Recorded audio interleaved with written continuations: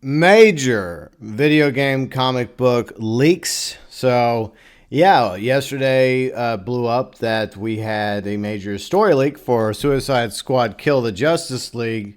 And this morning, another major video game leak revolved around comic book characters from Insomniac regarding their schedule for the next few video games they got lined up from now through 2030. And we're going to talk about both. And there's spoilers, obviously. So if you don't want to be spoiled about the Insomniac lineup or regarding the story of Suicide Squad Kill the Justice League, you've been warned. The most recent of the two stories is regarding the Insomniac leak.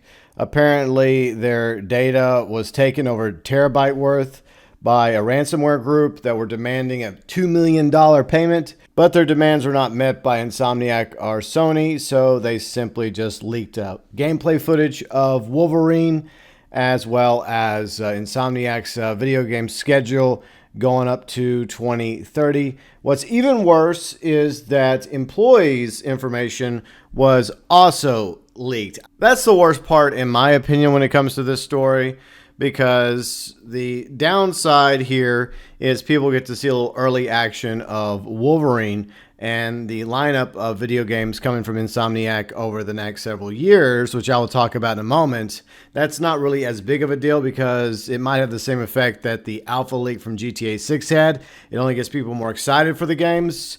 Leaking some early alpha or beta of Wolverine is one thing, still criminal, still wrong, but doxing employees from Insomniac is absolutely criminal and a step way too far by this ransomware group. All right, so let's talk about what I saw in the leaked video. Obviously, I'm not going to show it or any information, screenshots from Suicide Squad Kill the Justice League because I do not want to be copyright striked by Insomniac, Sony, or Rocksteady, or Warner Brothers. The Wolverine gameplay, for my opinion, looks promising. You get to play Wolverine, but once again, spoilers. This entire video is going to be spoilers going forward, so warning you once more.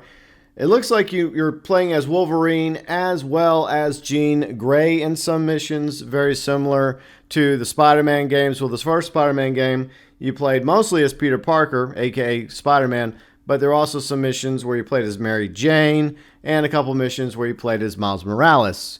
In Spider-Man 2, you play as Peter Parker, Miles Morales, their Spider-Man, along with Mary Jane and Venom. So it seems like Insomniac is going down the same path with multiple characters. The main character you're going to play as, Wolverine, and then perhaps a few missions as Jean Grey. There's a lot more information out there regarding the story, the cast, and everything else regarding Wolverine. Breakdown of the main story, the plot, and some other stuff, but I don't wish to discuss that because of the fact that a lot of people are very excited for Wolverine, including myself, and I don't want that spoiled for me either. So I'm hitting the brakes on the Wolverine spoiler. But if you're interested in the spoilers regarding Wolverine, what's been leaked so far, it's out there on Reddit somewhere, FYI. Wolverine is slated to come out in 2026.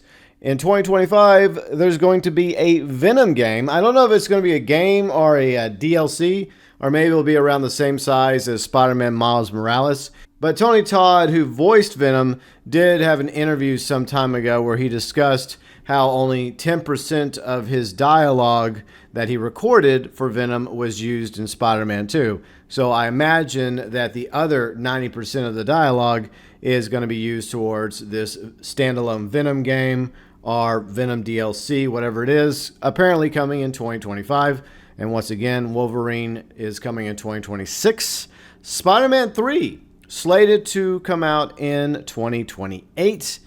Then there's a non-Marvel game coming in 2029 by Insomniac, a new Ratchet & Clank game, so I'm sure Ratchet & Clank fans will get excited about that, but you gotta wait 6 years for a new Ratchet & Clank.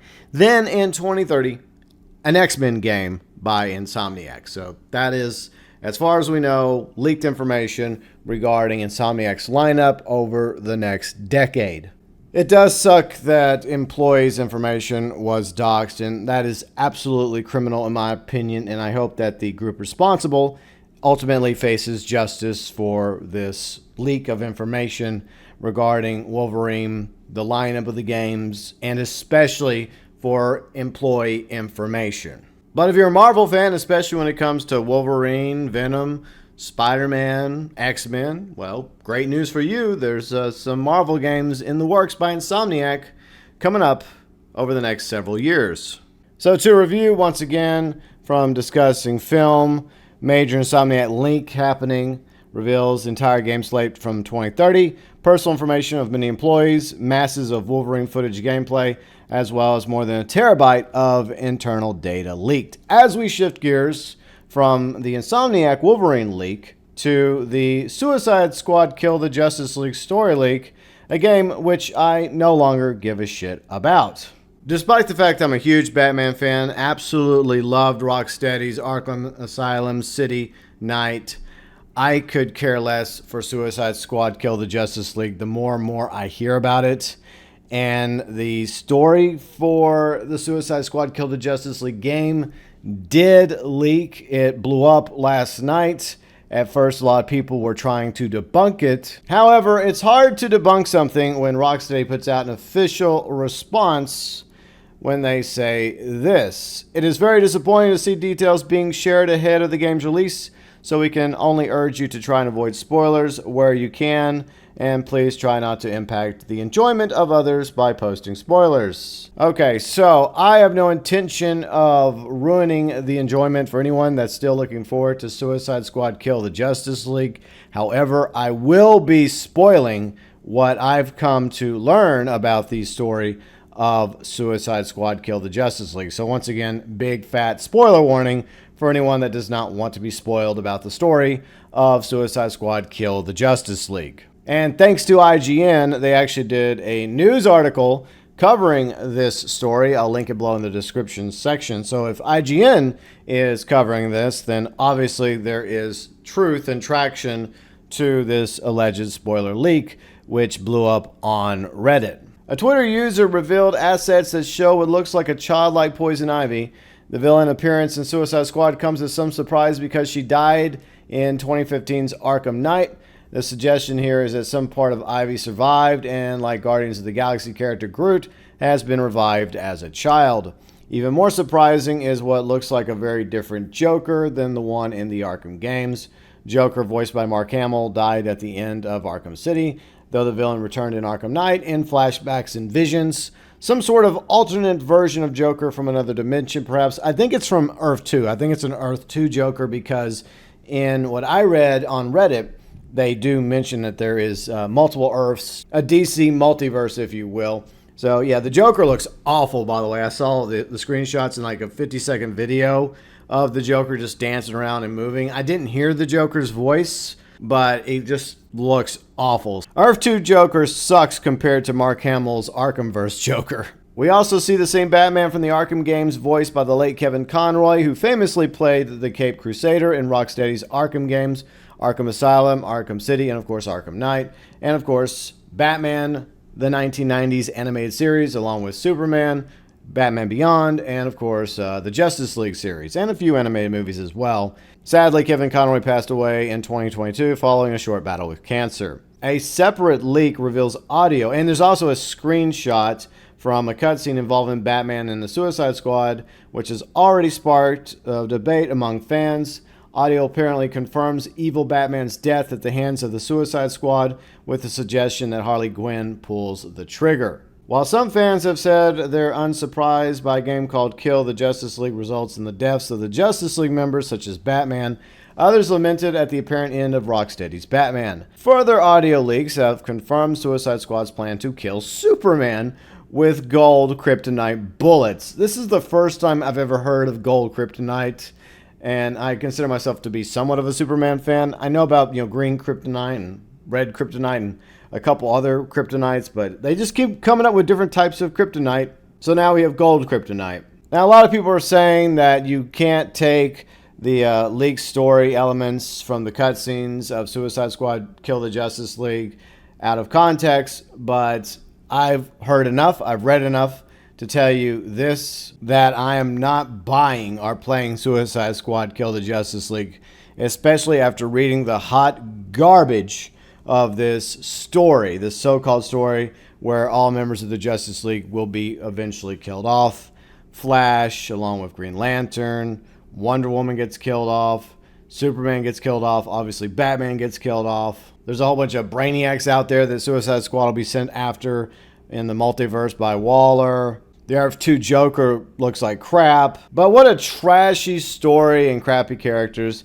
Glad I won't be wasting my time or money on this live service piece of shit. Rocksteady really has gone downhill from the Arkham games, all just to satisfy WB's greed. Sad.